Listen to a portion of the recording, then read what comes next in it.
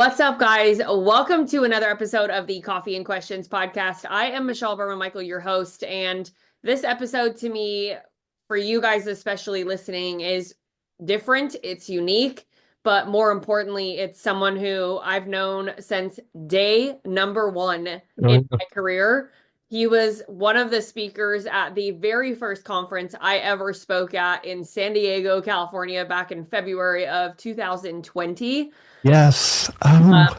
Way back. And I remember watching him thinking, who is that guy? And, you fast forward to today. And if you guys don't know who I'm talking about, I'm very excited to introduce to you this gentleman. His name is Alan Christian. Many of you are connected to him, probably follow him on social. If you don't, you really should. And we're going to talk a lot about that. But Alan has been in the mortgage industry on the broker side for 25 years, an avid real estate investor, and someone who, we're going to talk a lot about this today, but someone who has figuratively prepared for rain quite well in his 25 years. So, Alan, I'm so excited to have you. Welcome to my show.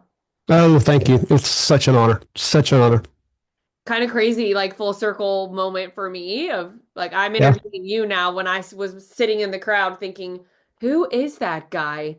So charismatic, like the amount of, I mean, just the applause and the clapping and like when I remember when you won the award at that event too, and it was just like I really didn't know what I was getting myself into, I think, when I built a Yeah. relationship with you, but here we are. So I'm really excited. If you don't mind, tell my audience, who are you? Give some of the backstory. Tell us where you live, because I also think that's going to plant some seeds figuratively and literally Yeah. for later on in this conversation. Alan Christian. I live in Georgia, a small town north of Atlanta called Roswell. Roswell, the city, and then also have a place out in the country. So if you see me half the time, I have a cowboy hat on, kind of in between. Um, Been in the industry 25 years, been a broker. My first 2 years, I was at a bank, then been on my own for the last number of years since then. Also been on the side, in a real estate investor, single family resident. So I've had that and more of a buy and hold. I flipped some houses, but some things outside of the mortgage space. But it's such an honor to be on here with you because I know I forgot it was San Diego. But when I saw that you were coming and I knew your background, I called to check up on you, and some friends told me about you. And from the time we first met, I've been like your biggest fan. Oh my gosh. Well, I just adore you so much. And Yeah. more importantly, you have just an incredible knack for storytelling. Nothing, I haven't seen anything like it at all, ever. And there have been so many instances where I've shared the link to one of your Facebook posts to somebody, and I'm like, hey, if you're struggling with how to storytell, here you go. And so I really want to dig into that. But before we do, the big goal for me with my show is to talk to people who are using social as a means to create opportunity for themselves. No doubt that you've done that over the years, but can we back up to something we talked about or started to talk about Yeah. offline before we hit record, which is, you have been in the industry for a long time. You've done all of the things I'll let you tell the story of, you've hit the milestones and the goals that you created for yourself. But can you back me up to, where were you before COVID, go all the way back before 2008 and the crash of that time frame? What has changed from how Alan did loans then to how Alan's doing loans now? And, if social is part of that conversation, I'd love to know when.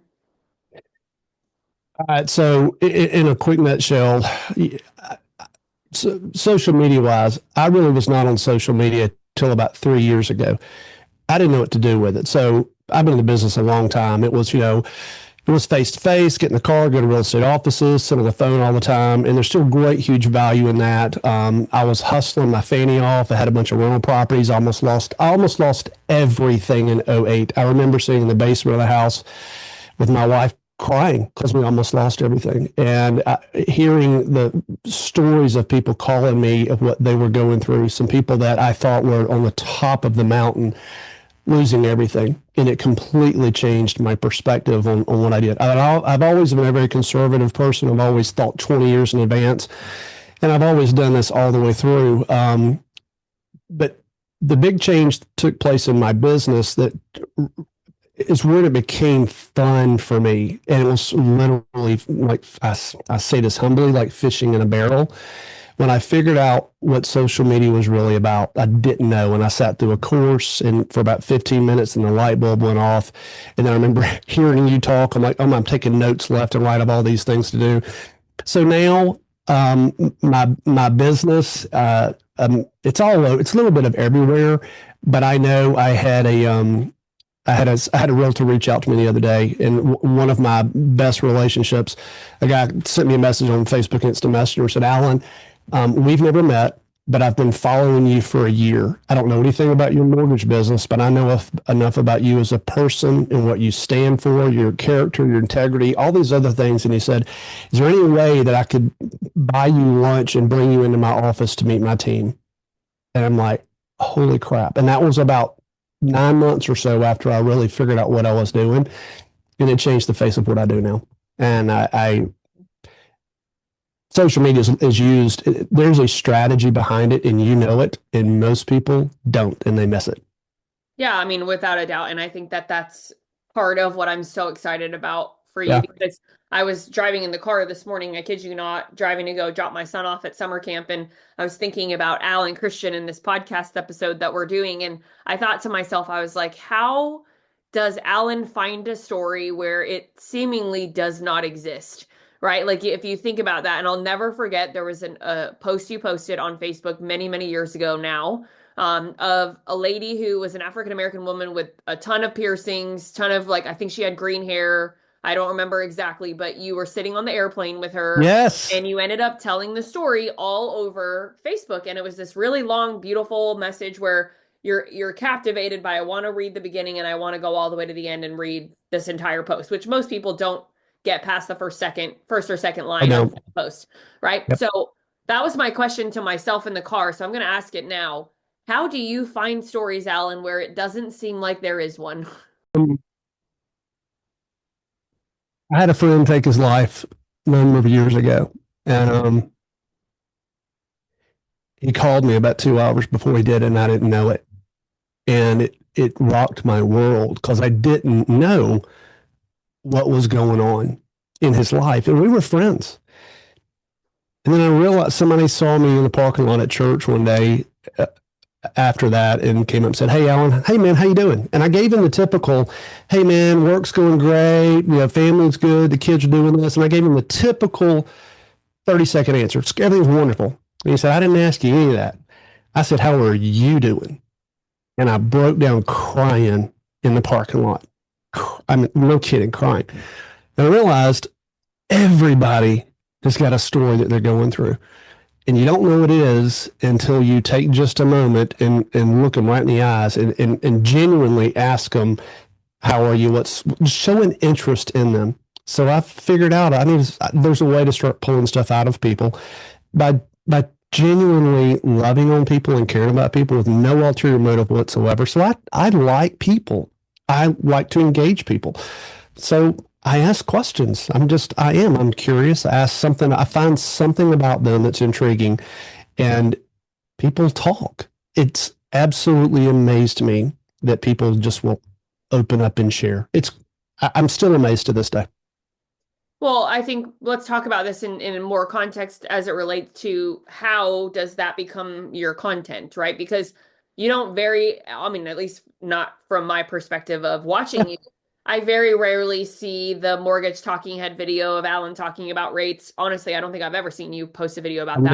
I don't. I don't. But you've gotten so much business off of social and the relationship Totally. built through social. It's so fascinating to watch. And one of the things that you do, I don't want to give it away, but I know whenever someone comments on something that you post, you have this little trick that you always do and how you reply to them.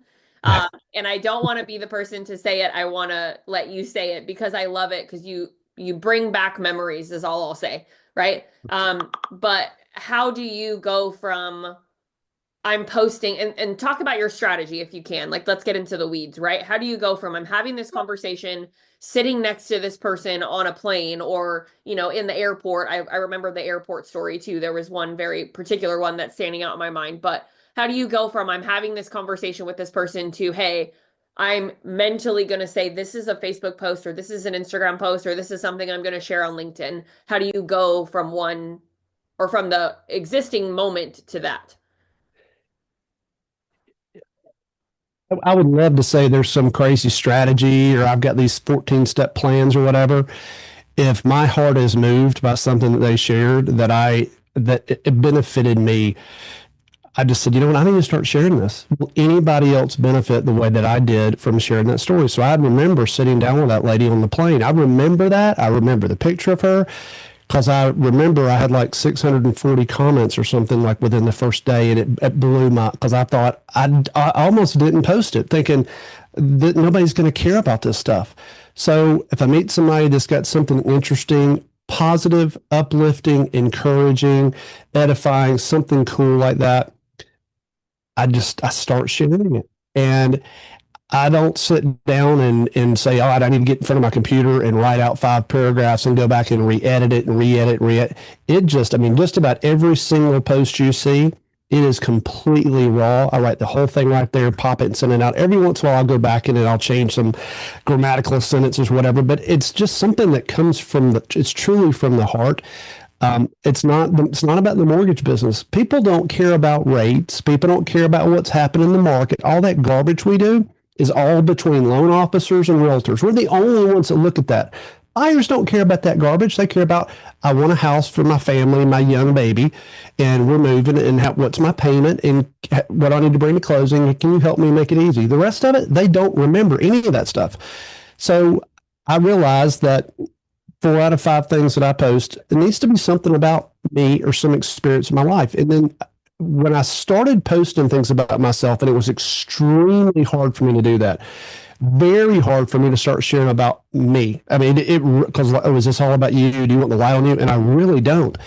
But when I started sharing some personal things about myself, that is when the phone started ringing. That's when I started getting a lot of comments. That's when literally people would DM me or call me on the phone because I shared something about my life, who I am, what matters to me, and they resonated with it, saying, I like the same activity you do. I used to do CrossFit or whatever it was. I didn't know that you did that. Wow, you're a super awesome guy. You shared something that matters to you, which matters to me. Oh, you happen to be in the mortgage business, and I'm thinking about buying a house. Can you help me? Oh, can you find me a realtor as well that's as cool as you are? And I started sharing about myself, and you think nobody cares. A lot of people don't care. It's not your audience, but there are other people, they do care. So it was not just like, what'd you have for lunch? But there's something around it. So as I meet people, I like shining light on other folks, not myself. I'm a cheerleader. So if I find somebody around me that's super cool that I can share something awesome, that's what I'm going to do. Like the girl last night, I posted something. She had a tattoo. I'm hung up on tattoos because when I grew up, nobody had tattoos, or they talked down about it. If everybody has, if you have a tattoo, you're white trash. That was in my head. So now when I see somebody that has them, the girl last night, I looked at her tattoo and said, I love you. Said, oh my gosh, Abby was my waitress. Tell me about the tattoo. And when she looked at me, I don't think anybody's ever asked her. I mean, she lit up like a light bulb, smiling ear to ear. Her grandmother is dying in hospice, and she got a chance to go see her recently, and she asked her to write it down. And she put a tattoo on for her grandmother. That's meaningful to me. And I've had people already that that was a 90-second interchange. Is anything big about the mortgage business? No, but it's me sharing something that matters to me. It's important, and somebody else sees that and resonates with it and says, you seem like a great guy. And if you're great here, you're probably great in your profession. Oh, what do you do? And then I pepper in stuff about the mortgage industry. But then it's about stories of people that I help or something that matters. It's never about interest rates or nobody cares about that stuff. I legit, I'm sitting here thinking, I've never seen you post a rate sheet. I've never seen you post a graphic of, an in-house marketing type with here's the 5 steps to getting a VA loan. Like I've never seen any of that ever from you. But what I do see is you have a mechanism of creating conversation, right? Or you have a means to create conversation. And yes, you talk about you sometimes, right? Like I love the tractor videos, and I love the talking about, you've been through some stuff personally, which, if people aren't aware of that, go look at Alan on social. He's very open and public about it. But one of the things that really resonates with me and why I was so excited to do this is I think we are programmed naturally, and especially mortgage professionals, real estate professionals, really just anyone in sales, right? We're programmed to sell first and to post content that is designed to tell everybody and anyone, hey, we do this thing for a living. And I don't agree. I've never agreed. My philosophy has never been that way. And so when I see all of That's why I that, love what you do, because you're right. I mean, when you see all of that, when I see all of the flyers, when I see all of the, hey, let me sit and talk about the mortgage update, all you are doing is regurgitating a lot of information that other people have already shared and trying to say, well, this is something I've always done. But what's really happening is you're just copying and pasting what other people are doing because in your mind, you're saying, well, that person seems like they're successful. So I'm going to go do that. Right. Yep. To me, that's a huge problem. And you know this, and I've shared this very publicly, especially as of lately. But I had a miscarriage in November, and it was honestly the worst thing that's ever happened to me. I've never been in a darker place in my life. And but a lot of people have asked me, Michelle, like, why are you so comfortable sharing that? But like, also, thank you. Like, thank you for sharing that. And it makes us feel good. But what I can tell you is I don't share it to make myself feel better. And you don't share the posts about things going on for you or about what other people are going through to make you, Alan, feel better. I think truly we do it because we want other people to understand that it's okay to not be okay. And it's also okay to share things that aren't just self-inflating, right? Well, it shows that it shows that you're not alone. And this is a challenge. People look at you and think, "Oh my gosh, Michelle's got her life together. She's perfect. She's got everything going on." Do you realize she's curled up in a fetal position in a room crying today?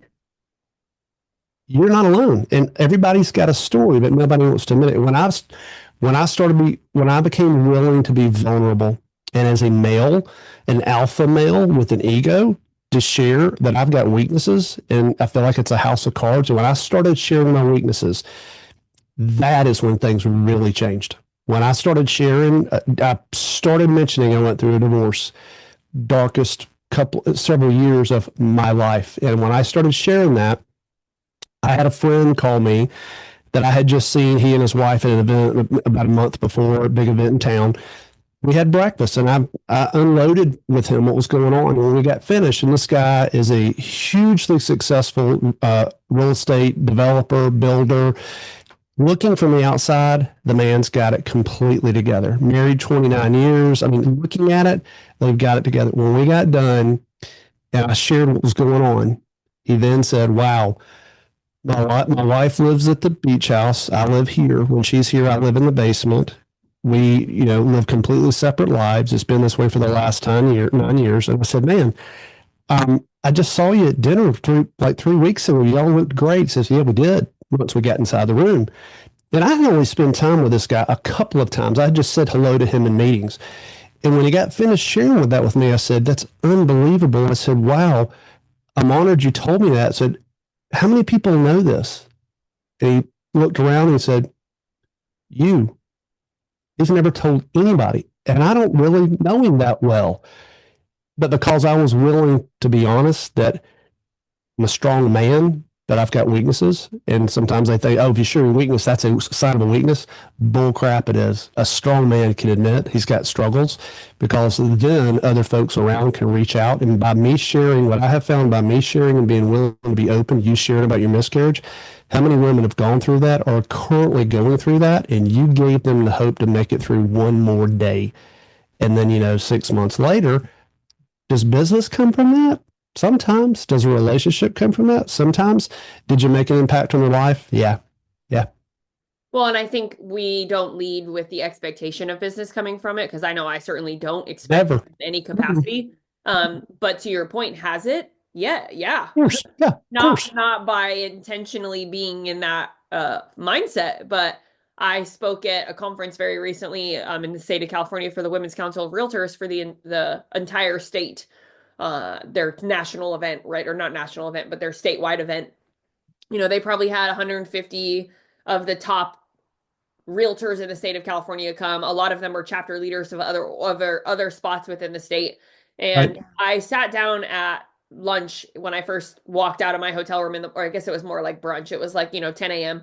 And I sat down at this table. I didn't know anybody, mind you, didn't know a soul when I got there. sat down at this table thinking, well, there's one empty chair, so I'm just going to make a seat for myself. Like, I don't know. First thing the three women said sitting next to me, oh, well, what chapter are you part of? Like, where do you live? How long have you been doing real estate? They were just trying to get to know me. Yeah. And I'm like, oh, well, I'm actually your speaker. I'm actually not a realtor. And it was so crazy because they just immediately thought that. But when they found out that I was the speaker, I didn't ask who the women were next to me as far as titles, right? Obviously, I just assumed that they were realtors that were there. One of the ladies had a name tag on, so I knew what her name was.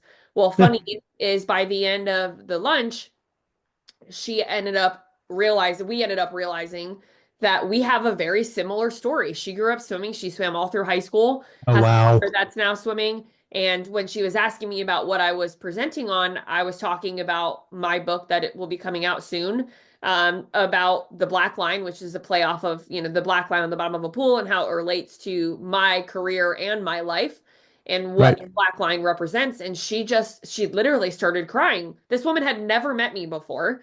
And I'm telling her this story. And I was like, ma'am, I'm so sorry. Like, I'm not trying to make you cry. And she's like, no, no, no, no. This is like really happy tears because this is something, it just brings up so many memories for me. And then Yeah. kind of find out several months later, she was scheduled on my calendar for a call. She not only decides to purchase coaching, which was not very unexpected and not what I Sure. thought the phone call was, but she asked me to come speak at her inauguration later this year.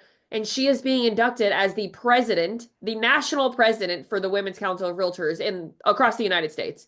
Wow. It That's was awesome. it was solely based off of the fact that I just shared some real dark truths about what the black line is. Yep. The cover, because the cover, is designed to represent hope, but also Yep. darkness and loss.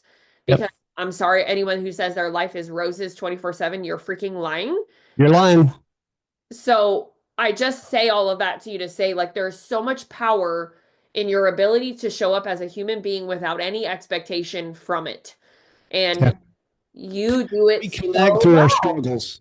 We connect through the struggles, not the wins. You just do it so well, Alan. And I watched like the tattoo story because I read that Facebook post when you posted it, and you asked somebody, hey, what's your tattoo? And the girl, a young girl, obviously, gets to say, oh, this is my grandma's handwriting of how she wrote the words I love you. And Yeah. it's so crazy to me because when you look at the engagement you get, and people will always say, well, my engagement's so low. The only time I get any engagement is when I post about my dog, right? I think you're doing it wrong. I think you're thinking about it wrong. And Sure. you have mastered it. But before we get into the next part of this conversation, will you tell us because obviously you get a lot of business off of this. Let's just be frank, right? You get a ton of I business. do. I do. Yeah. What do you do in the comments? Can we talk about that? Because I think this is a freaking brilliant strategy. I've never seen anybody else do it, not even remotely close to how you do it. So if there is a way for someone to listen to this and say, oh, I can do that, I want them to hear you say it. You referencing photos. Yes. So, when I post anything, I want to try to get engagement. But what do you do with the engagement? 50 people like it. 50 people comment. What do? You need to go back in and you need to respond personally. And in my mind, I am thinking that other people actually read those comments. They really, really do. But I love taking photos. I love capturing the moment. So I just started thinking about this. Wait a minute. If Michelle comments on my post, I saw her 2 years ago in Huntington Beach, California, an event, and we had dinner and sat at a table together.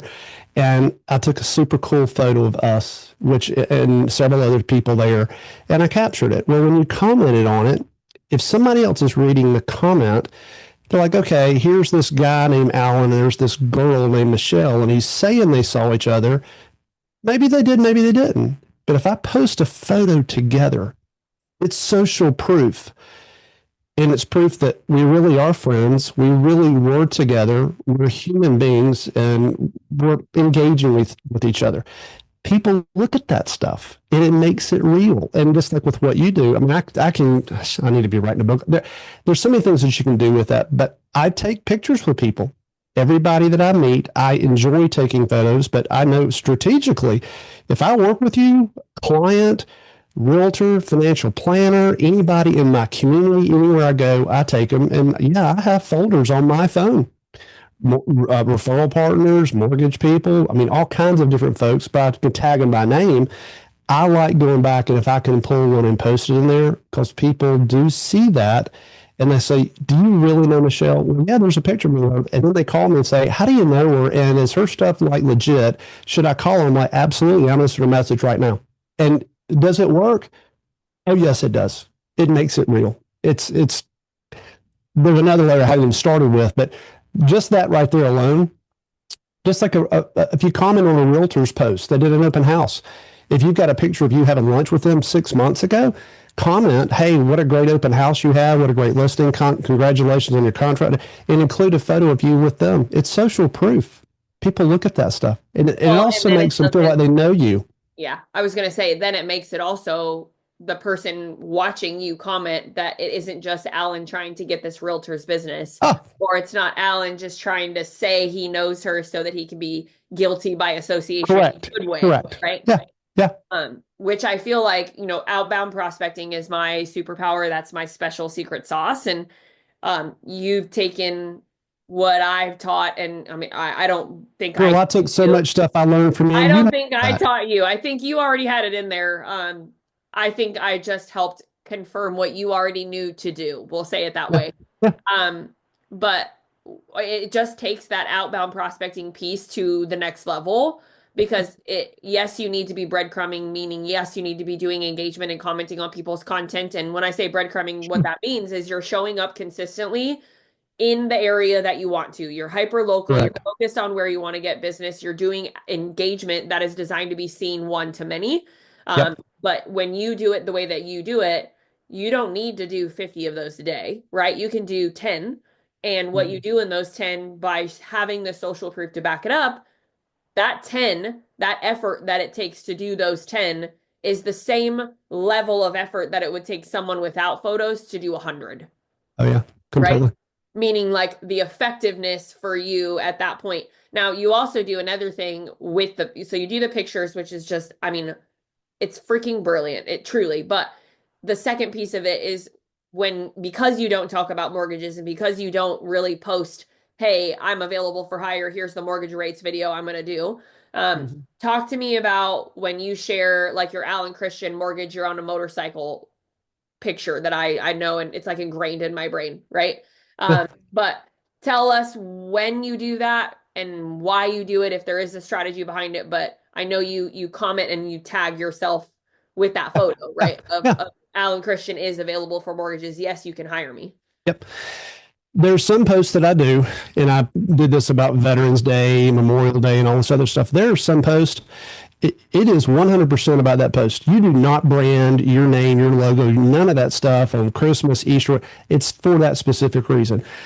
But then the other times I do just super cool stuff that if I'm on the motorcycle, I've kind of branded it Mortgage Biker. So if I'm on the motorcycle, there's some things that I go do that's, hey, this is just Alan being Alan and being cool because this is what he's doing on his afternoon on a Saturday. And then I will put some tags on there to keep in the forefront that, hey, Alan actually is in the mortgage business, whatever. So it's almost a subliminal message that I still put out there, but I don't want it in your face, because the mistake, because I was truly like a pioneer on video with BombBomb several years ago, and I've seen people go the other direction. Now everybody's hiring videographers. They've got special lighting, and it's 100% commercials, music in the background. Here's what you're doing. You're teaching people not to watch your next post or video because they know right away it's a commercial. Nobody cares about that garbage. I promise you.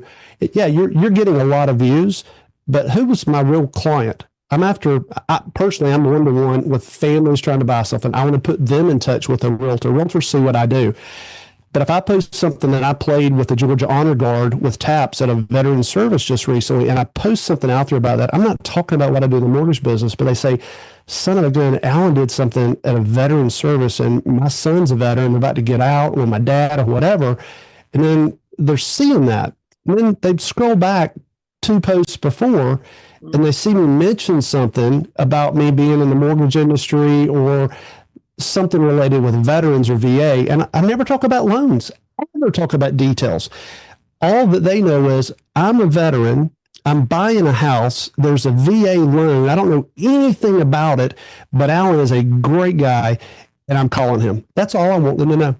I don't want them to know anything else because the rest of that conversation is going to be a very detailed conversation with us. I want just enough for them to know Alan is the guy and the expert, and I'll call him, but I'm going to call him because everything else about him is the guy that I resonate around. And I'll tell you the interesting thing is if you look at some of my stuff, you can probably tell where I land on the political spectrum and the, religious spectrum. You can probably tell. But when I had a full-blown National Socialist Party member, atheist, lesbian, all these just 180 degrees of everything you would possibly imagine, and they called me for a loan. I'm like, why? He says, because you are so real with who you are as a person, and my realtor loves you. She does not vote like you, but she loves you, and I want you to do my loan. And we had the greatest time, and we chuckled about how far off we were. They probably referred more business to me than probably the top 5 realtors I've ever worked with. 100, but because I was real. And if I had not been real and I had not had some content, because I tried to build my content on my social media pages, that if you go to my page, you're probably going to scroll back and see 2 or 3 things before and start resonating. Well, who is this guy? I tell people, go to my personal Facebook page. I really don't use my business page. Go to my personal page and you'll find out who I am. And you'll find out if you like me or not. And if you don't like me and who I am, go find somebody else. Because I'm just not going to be, I don't need the business. I don't want the, you need to find somebody you're good with. But if you see who I am and say, man, I love you. I love what you stand for. Can you do my loan for me and I buy a house? 100%. And that's kind of what I do. Well, yeah. And I think you just do, here's a photo of me and here's my phone number. Just such a subliminal way where it doesn't feel annoying. It's by no means in your face, and it's so secondary to the real core of what it is. Yeah. And guys, for those of you listening to this, think about it this way, right? My job is to teach you guys how to show up more authentically. I am talking to the one person who I truly believe has never been anything but that, right? Like, I don't know that you even know how to not be that, Alan. And I think that's what I want people to hear out of all of this is there is a way to do this that feels good, makes you feel good, makes other people feel good. That isn't the glamour and all of that. And I had somebody ask me maybe a couple weeks ago now, Michelle, you don't have any of those fancy B-roll style videos. Your cameras, like I have a $700 camera from Amazon that I bought like 3 years ago. And it's perfect. It's my Zoom camera. And it's definitely better than my laptop camera, but I don't have a videographer following me around. I have a conference coming up in a couple of weeks, and it's the first one that I've ever hired a videographer to come watch the keynote. Girl, I'll come do it for you. But the only reason I even did that was like, I need a speaker reel, right? I need a reel of me speaking to be able to get the next speaking gig. But, yes, well, some of that I'll go on social probably. But the reality of it is my normal day to day is me sitting on my front porch. It's me going on an 8-mile run with my husband. It's me sitting with my son playing bubbles in the morning. Like this morning I had to work outside because he woke up early and wanted to play with bubbles. And I was like, well, mama's got to get work done. So we're going outside. But I think just you don't need that, right? I think that's the point. And that's what we're really trying to hit home here. But I want to transition into maybe a hard conversation for some, but for you and I think we both, I'm, about to be 35 for those of you guys listening. My birthday is coming up here soon, but I feel like an old soul, right? I feel like I'm 50. I feel like I'm like, my heart just feels like I'm farther along, not in a bad way, but just in like, I feel very content with where I'm at. I feel like I've lived a lot of life. And you and I share that same sentiment. We're very content who we are. We're also very content with the lifestyle that we've developed and built for ourselves. And I want you to talk about what we started to talk about offline, which is what that means for you as a mortgage professional now that has been in the industry for 25 years, what does the future look like for Ellen, and why have you made the decision you've made to, I don't need to grind it out anymore? Mm. I know that's loaded, but And there, I have put tags on a bunch of posts that I've done that nobody's asked about yet, and I'm really surprised. It's the ant versus the grasshoppers. The ant versus the grasshoppers. It's a Disney movie from like 1942 or something, and I remember seeing it when I was 9 years old, and it changed the course of my life, literally. And the premise was the ants are working all the time, and the grasshoppers out playing and goofing off and having a great time, and while they're all working. And then winter came, and they're inside their warm house, hanging out with their food and the fire, and the grasshoppers outside starving to death. And they brought him inside and took care of him because they had planned. I've always lived my life that way. I've always been very directed. I've been very conservative. I have hustled. I've grinded. I've done all of that stuff. I did it as an athlete. I did it in the mortgage business. I've lived below my means. I've lived conservatively. I've done well. And I've also starved. I've almost lost everything. But I never got caught up in the flash, which unfortunately, when I got in the industry, one of the very first things they taught people is go buy a brand new Mercedes, go buy a new Lexus, go get you some custom shirts, custom suits. And the term was debt motivation. Go get some real big debt, and it'll force you to go work, and it'll force you to hustle and grind. And I watched people do this and buy big houses and second homes. They have a good 3, 4, 5 months or one good year, and they kept up in their life the whole way through. And I'm like, why are you? I never bought into that. I've always lived way conservative. I've lived in, I mean, if you saw where I live and what I drive, I live in small homes. I always have. I mean, when we started having kids, we lived in a nicer house, but I'd always planned 20 years down the road. I lived very intentionally because I knew things can change on a dime. 6 months later, the market turns for whatever reason. You're up a creek because you didn't plan for it. Well, I planned.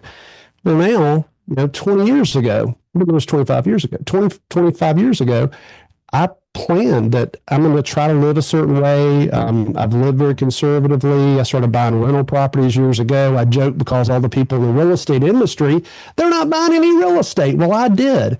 So when I went through a divorce a couple of years ago, it almost brought me to my knees, but it also made me stop and look and say, gosh, everything that I thought I wanted to accomplish 20 years ago and hit a certain, whatever the number was, but your number, whatever your number is, it's your number. Well, I realized, dang, I hit that number a while back and I really didn't even know it. So now I'm on the other side, have survived from the divorce, recovering from that. But now I realize what I am personally left with. I look at it going, I'm kind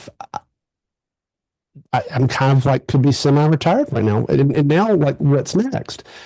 And as being an athlete, I wondered, how does an athlete come off of the field and become a coach, or do something, not coach, just do something different?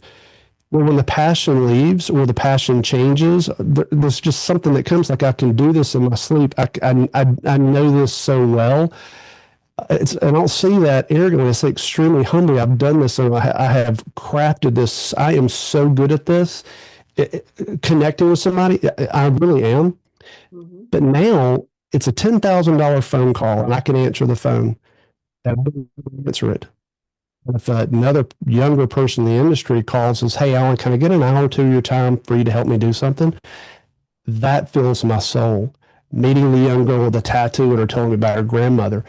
If I was back 10, 15 years ago, hustle, grind, hustle, grind, hustle, grind, I didn't have the time to talk to her. And one of the greatest and worst things I ever learned was, how much are you worth per hour? And I remember doing that exercise. Well, dang, if I'm worth $500 an hour, they're like, well, if your friend calls you during the day and you talk to him for 15 minutes, you need to theoretically, like an attorney, send him a bill for $175. Well, I remember my mama calling me at the office one day. And in my mind, I'm going, I can't talk to my mom. I need to be working. And there's a season of life and a season of time to do that. But I did that. Well, now I'm in a place to where if I feel like I'm not rich, but if I've got enough money that I meet some young girl and that 5 minute conversation becomes 30 because she shares something in her life that's like monumental and she's struggling and I have the ability to spend time with her, that's my story. And the crazy thing is that story that I may share has nothing to do with business whatsoever. I took the time out of my life not to come back to the office and take a $10,000 phone call. I spent time with her and I shared a little bit about that story because of her struggle and where she was and thinking it would encourage somebody. And because of that story, 5 people call me and 2 of those are realtors and say, can I work with you? Because you are the kind of guy that I want representing my team. Where's that come from? It ain't because I'm sending rate sheets out. It's about being authentic, but you got to have it in mind, and it's not just about hustle, grind, hustle, grind. What are you hustling, grinding for? Is it about, I had a great month, and I now need to go buy a bigger house, and then a bigger house, and then a newer car, and a newer car. Ooh, hey, is that really what it's about? Or is that what the world's telling you? And is that what your sales manager's telling you? And is that what your coach is telling you? Is that what the CEO of the company is telling you? Because they need their numbers up because the industry's not doing well. And you're being pushed by the world to produce for somebody else. What matters to you and your husband or your spouse and your kids and your personal life? I live conservatively, and there's a lot of great things that we do in America, and a lot of things we mess up, and a lot of things that that's why I love, the reason I've always liked you from the time we met, and that from the weightlifting background, that was the first connector. But what I've loved about you is you are you, and you share your personal story. I don't want to see a banker or see somebody on the phone that is just an absolute face. I mean, you can go to Rocket and get that garbage. You can go to some big, I want to connect with a person, but I can't connect with a person if I don't know who Michelle is and I don't know her son's name and her husband's name and what they do. And when you share your personal life at home, I'm like, wait a minute. She's sitting in the backyard playing with her kid. They're out running. They're out extra. I did that. She's a real person like me. So now when I see that, I realized, man, this morning I got up at 5 o'clock and gosh, Michelle was up already working out 10 minutes before I was. You're a human being and you make me feel comfortable enough to call you and say, hey, I tried to do your workout this morning, but it's a connector. You're a real human being and a person. And in our industry, if you want to be the Rocket Mortgage or you want to do the AI and do nothing but just mass, that's great. But if you want to truly connect with people and have meaning, I'm Jerry Maguire. Less is more. It's not about, you don't need 1,000 people. You don't need 100 people a day. You need about 5 to 10 folks there that you can truly connect with. I don't need to do 100 calls a day. Give me 5 to 6 meaningful calls that day.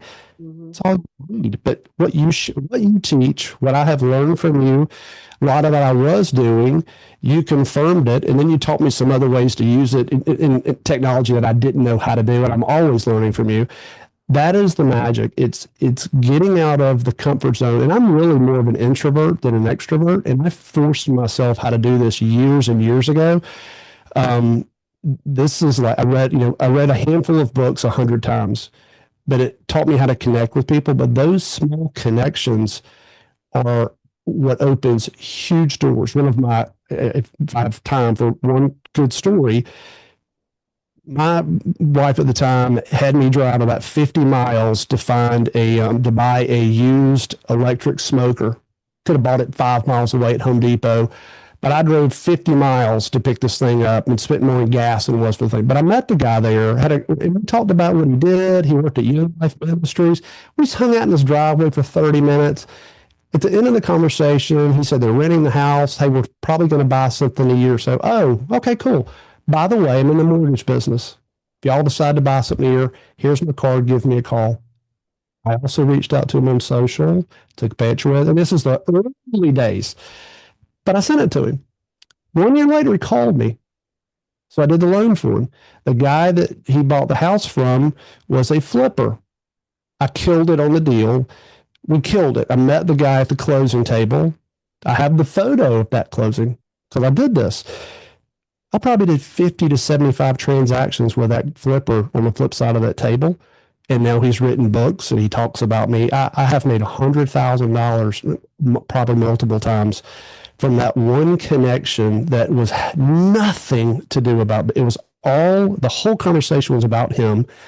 And at the very end, I asked them, hey, what do you do professionally? And when I ask them, what are they going to do? They're going to ask me.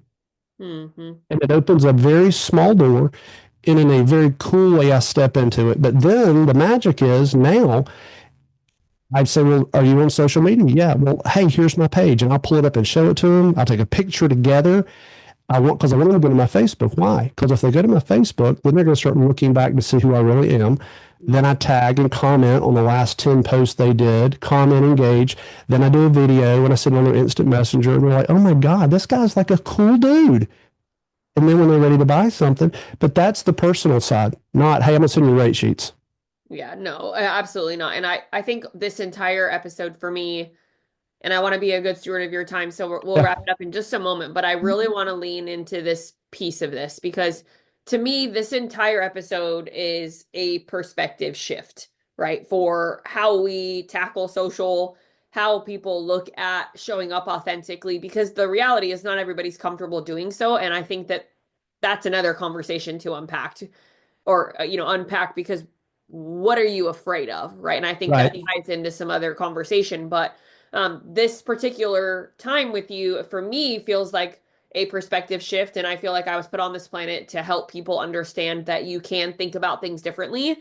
Right. uh, but really what a perspective shift means, right, if we get really tactical about it or tangible about it, is it's changing the way that we interpret a situation, an idea, or an experience we've had. And it's when we zoom out, right, and we look at something from a different angle, or in this case, consider something or something that we're doing from Right. someone else's point of view, that then creates some new ideas, a new insight, and it might, in fact, for me, it definitely has, but it might impact my decisions. And I think emotionally, perspective can change because whether that's, how we look at a circumstance that's happened to us, Right. instead of saying, why is this happening to me, saying something like, what is this trying to teach me? And, I'll tell you, when my miscarriage happened in November, I remember one of my clients calling me afterwards and like, he was privy to what had happened. He was actually at one of my private events where I had told those 6 people that were there that I was actually pregnant because we had just found out. So he was there from, oh my gosh, Michelle's pregnant, to now we're on the other side of this. And he called me and he said, Michelle, I just want to tell you something because I don't think anyone would have expected you to be on Zoom this week, right? Like I Right. don't think anyone would have expected you to take these coaching calls this week. And frankly, I don't think it would have been surprising if you said, "Hey, I'm taking some time off and I'm out," right, for a little bit. Right. Right. And but he said, "You know what, Michelle, you didn't do that." And I was like, "Well, of course I got to feed my family and whatever." And he's like, "But you looked at the whole situation instead of saying, this is happening to me and I'm going to take what's happening to me and make it about me, right? I instead said, this is an opportunity." And I have a saying that I've been saying a lot recently, which is God gives you a mess to give you a message, and it's up to us to find it, right? What is the message in the mess? Because while we're going through it, it's not really the easiest thing to find. But the perspective shift for me in that whole circumstance was I could quit right now, and I don't think anyone would be surprised, right? The mortgage industry is shit. And if I said, hey, I'm stepping out of the mortgage industry to go create some clientele in some other industries, Absolutely. I don't think Absolutely. anybody would have been surprised, right? Mm. But I made the decision after the miscarriage. One, I was going to write the book. So we're probably about 60 to 75 days away from that being That's officially, awesome. which is That's great. insane. But I made the decision in that moment. What is the message in this? There is one. And to me, it was there is beauty on the other side of this mess. And I got very laser focused on what matters to Michelle, what makes Michelle Michelle, and how does Michelle want to show up for an industry that otherwise isn't showing up for themselves. Right. Uh, and I think that's the truth, right? Is I could have left the mortgage industry and gone and built a company that focused on other industries, Oh, but gosh, yeah. most of the mortgage industry was exiting when things got really, really hard. And instead, I said, no, you know what? I'm going to keep doubling down on this because there's Yeah. something here in how I show up that's going to make somebody else understand that they can show up this way too. Right. And you just are that person for me. You're that person who I went through, and I have been part of your life through some of the divorce and some Yeah. of the personal things that we've shared and experienced together. Yep.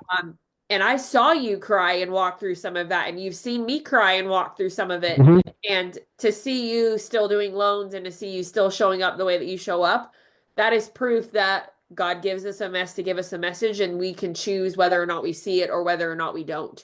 Yep. Whether our perspective shifts or if it doesn't. Um, Right.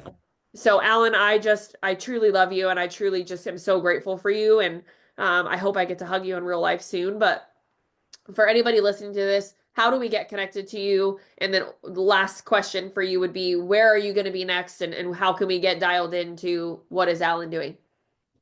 Go to my personal Facebook page, best place. Just go follow me. That's great. If you want to send me a direct message, I get those and I respond to them.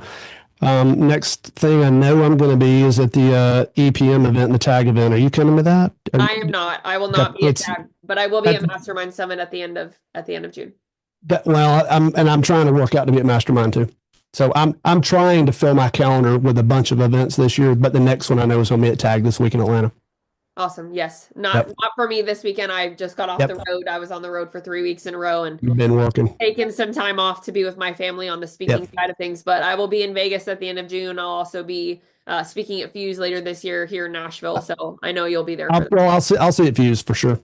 Awesome. Well, Alan, Yeah. I just appreciate you so much. Thank you for being on the show. And Yep. again, guys, if you are listening and there's something that Alan said that just hits you, please reach out to him. He is Yep. truly just the most down to earth human. And I always say this, like, if you message me, I am the person messaging you back. That is 100% true with Alan. If you message him, he will be the one answering you. So, and again, also, we love our reviews. So if you loved this episode, please leave us a review on Apple or Spotify, wherever you consume us. It helps me. It helps me get the word out about who I am and what we do. But more importantly, it gets these people's stories out like Alan. So thank you guys for tuning in to another episode of the Coffee and Questions podcast. Awesome.